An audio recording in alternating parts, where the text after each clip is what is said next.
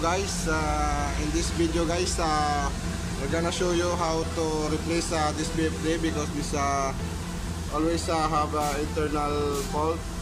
So this is my new VFD. One BLT automation drive. This is FC302. So I'm gonna show you also how to copy and save the parameters of this VFD. And before to replace the VFD, the new VFD, we need to copy first the parameters. So okay guys, just follow me. Go to press menu, back. Okay, 0 operation and display. Click OK, and go down. So 0 to 5, copy and save. Okay, back and click OK. 1. So just find the Auto LCP. Okay, click OK and start copying. So just wait for a moment. Copying.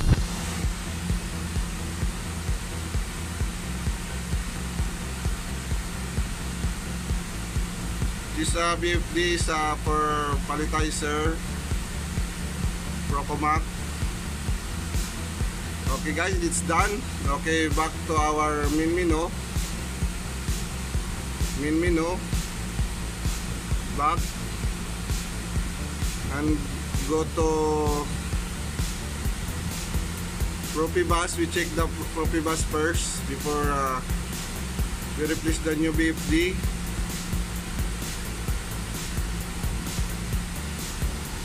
So this Profibus is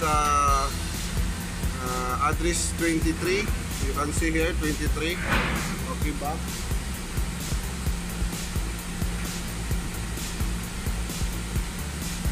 Okay guys, I cut this video. I will replace first the new VFD. So guys, already installed the new VFD. This one. Okay, let's check. This one, the line side, motor side, and the relay. So let's power on. Okay.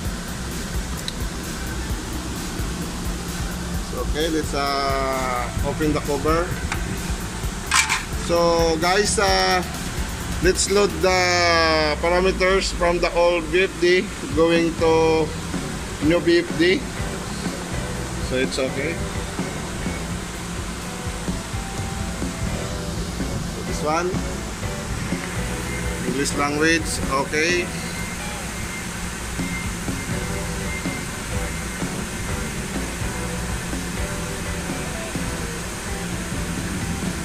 Go to main menu.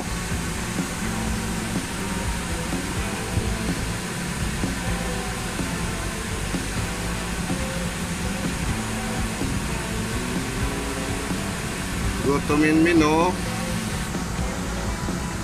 So this one.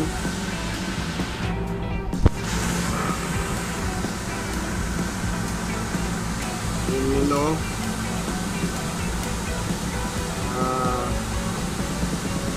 Click operation and copy and save. Click OK. Go to number 2, all from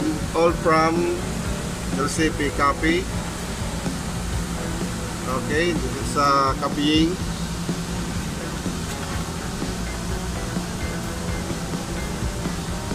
So just wait for a moment.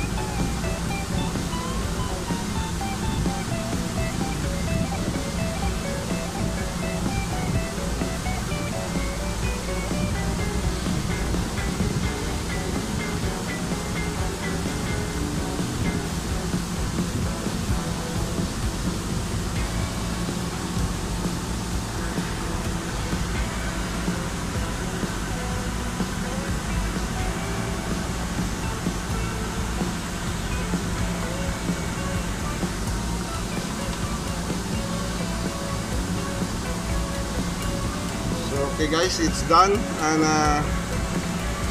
back to status and go to our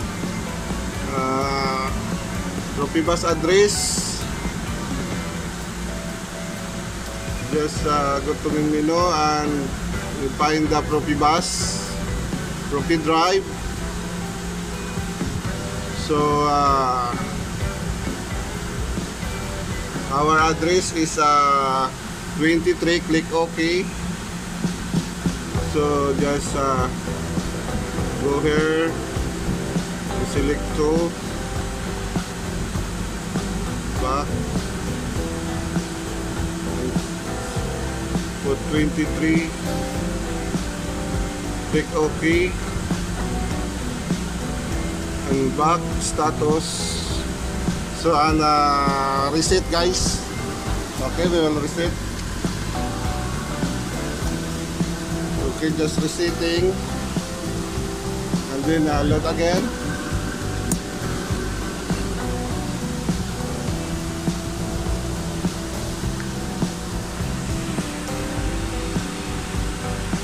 So there's no alarm.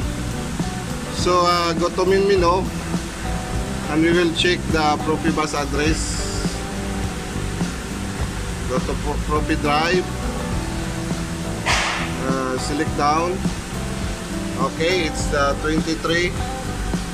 So that's all guys. Have a nice day and God bless to all.